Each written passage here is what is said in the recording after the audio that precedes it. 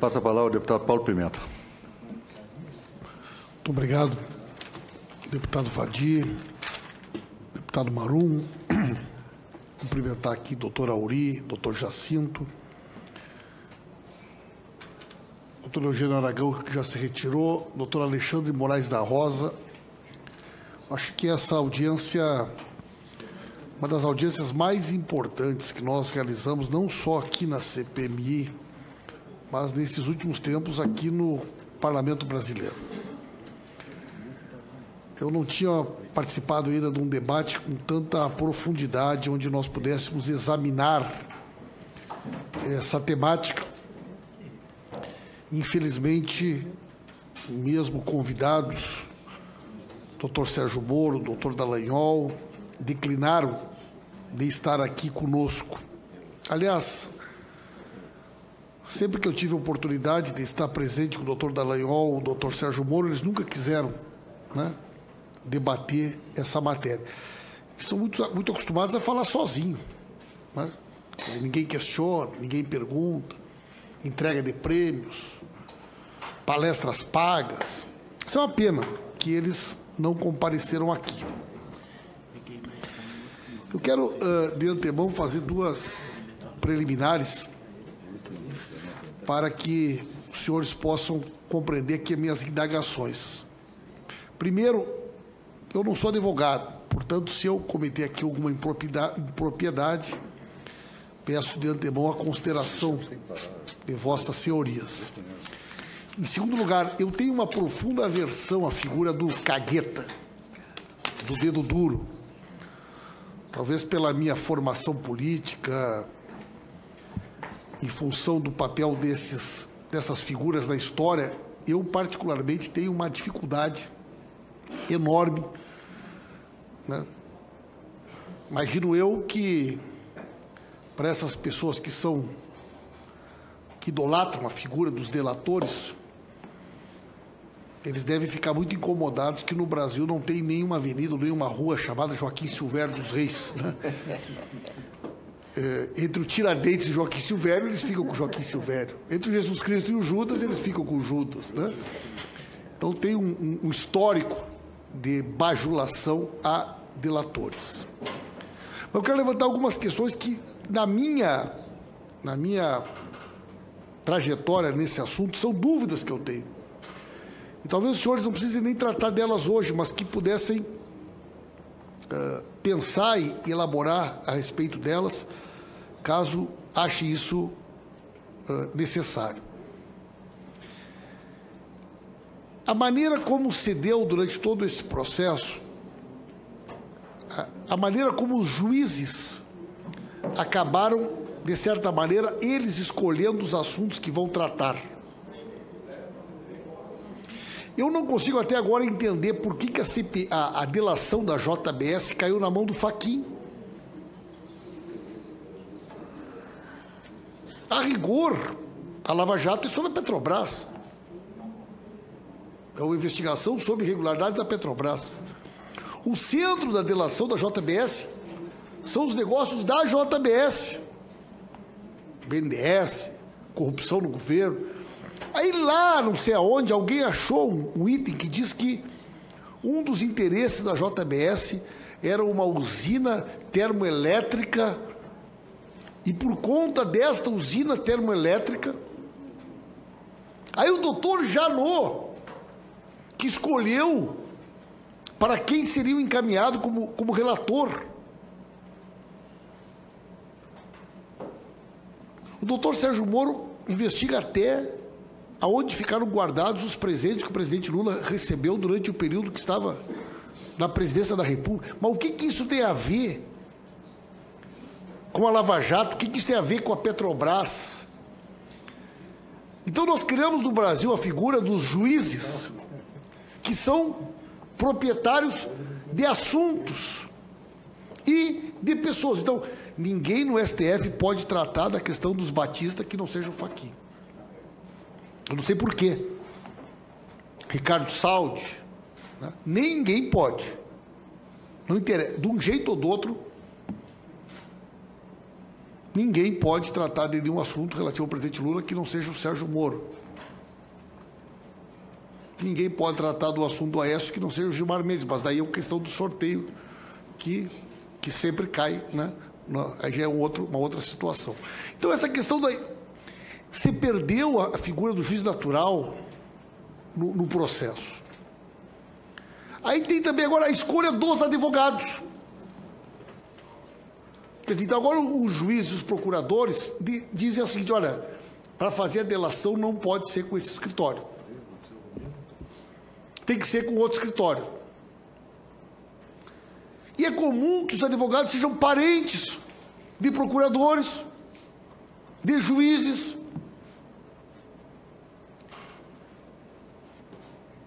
Ao que parece, você criou, como antigamente existiam, falavam os advogados de porta de cadeia, que eram amigo do delegado, que eram amigo do cara que estava no plantão. Se contratasse aquele escritório, conseguia largar o cara até na madrugada. Na Lava Jato é o seguinte, se não contratar um dos escritórios que eles trabalham, tu não consegue avançar. E tem inúmeros relatos que surgiram sobre os chamados advogados da Lava Jato. Então, tu tem o juiz, o advogado e os procuradores também, né, que são escolhidos. Terceira questão, os chamados delatores assalariados. Eu li que a Odebrecht alugou um hotel e fez uma convenção de executivos para combinar a delação, na qual estavam os acionistas e um conjunto de executivos. Todos aqueles executivos que aceitaram fazer a delação, evidentemente com os mesmos escritórios, aquilo que o senhor falou, uma delas reforça a outra, receberão 15 anos de salário. Isso é público, já foi confirmado. Quer dizer, os delatores, além dos benefícios, receberão salário durante 15 anos, desde que se disponham a fazer a delação nos termos propostos pelos acionistas, que tem por objetivo, evidentemente, salvar o máximo que puderem dos interesses da sua empresa no Brasil e fora do Brasil. Me corrija minha ignorância jurídica, mas se eu não posso combinar o depoimento com alguém né? Como é que eu posso fazer uma delação combinada? 77 delatores, com os mesmos escritórios de advocacia. Nós já tivemos acesso a depoimentos de delatores que perguntam para eles, escuta, tu confirma tal coisa? E ele diz assim, está escrito aí? Tá, então é isso. Delatores que sequer conhecem a delação que fizeram. Minutas de delação preparadas pelo Ministério Público, encaminhadas para os delatores, uma proposta de delação, do e-mail do próprio Ministério Público. Então são os delatores profissionais, que trabalham para salvar os interesses dos acionistas. Nesta delação da Odebrecht tem outras coisas que são, do meu ponto de vista, difíceis de serem compreendidas. Eu li o acordo de leniência da Odebrecht. Não é a delação. No acordo de leniência diz o seguinte, serão concedidas imunidades para todos os processos criminais, para os aderentes. Então foram concedidas imunidades semelhantes à da JBS no acordo de leniência da empresa. Não é nem no acordo de delação deles. E tem uma cláusula que ela é fantástica. Doutor Auri, o senhor estava falando sobre essas cláusulas fantásticas, não sei se o senhor leu. Tem um anexo, um chamado item 12, que são as obrigações do Ministério Público com relação à Odebrecht, que diz assim, o Ministério Público compromete-se em não fornecer cópia integral ou acesso aos sistemas das quais estão sendo retiradas as provas a ninguém. Está escrito. Está escrito. A defesa do presidente Lula e de outras pessoas tem solicitado ao Ministério Público e ao juiz o acesso às provas, ao sistema MyAbday e Drausos, que eram os sistemas utilizados. No acordo de leniência, o Ministério Público, e depois homologado na 10ª vara, acorda com a Odebrecht que não será fornecido aos interessados. Além de um outro acordo, onde eles se comprometem a não fornecer nenhuma informação para as investigações que ocorrem fora do Brasil. Então, o juiz Sérgio Moro, infelizmente, quando ele nega, em nenhum momento ele diz, olha, eu não posso entregar porque eu fiz um acordo, eu homologuei o acordo. Se eu entregar as provas que vocês estão solicitando, eu quebro uma cláusula do contrato da delação. Eu tenho o contrato, eu tenho o contrato de leniência e tenho também os anexos, se os senhores desejarem analisar isso de maneira mais apurada, né? Essa questão que eu ouvi de várias pessoas, que o maior interesse da delação não é o que eles olham, mas o que eles se dispõem a não olhar. Então, por exemplo, na planilha da delação do João Santana e da Mônica Moura, são folhas todas elas taxadas em negrito, onde aparecem algumas contas. E um conjunto de outras contas não aparecem. Eu e o deputado Vadim tivemos acesso à planilha original, com todas as contas.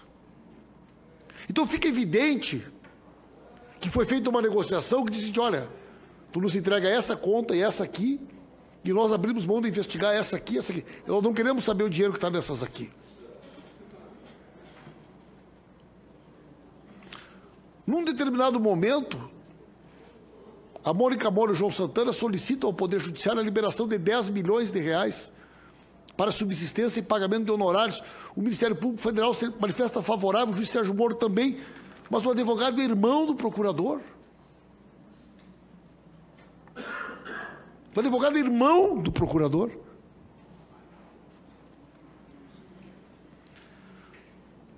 E, por fim, a dificuldade que nós temos de conseguir avançar em algumas coisas básicas. Por exemplo, nós fizemos uma representação no CNJ, eu, o deputado Vadim, a deputada Jandira, outros parlamentares, fazendo uma pergunta muito simples ao CNJ. O procedimento adotado pelo juiz Sérgio Moro quando permitiu a interceptação telefônica da presidenta da República. O procedimento de ter mantido a interceptação depois do horário estabelecido pela Justiça. O fato de que essa interceptação foi feita às 1h34 da tarde, às 5 horas, ela estava sendo transmitida ao vivo e a cores pela Globo News para o Brasil e para o mundo. É um procedimento legal? Ocorreu alguma ilegalidade? Essa é a pergunta que nós fizemos ao CNJ. Vai fechar 2 anos. Já foi colocado várias vezes na pauta. E todas as vezes, por algum motivo, agora na última vez, a ministra Carmen Lúcia tira da pauta. Quer dizer, a quem nós podemos...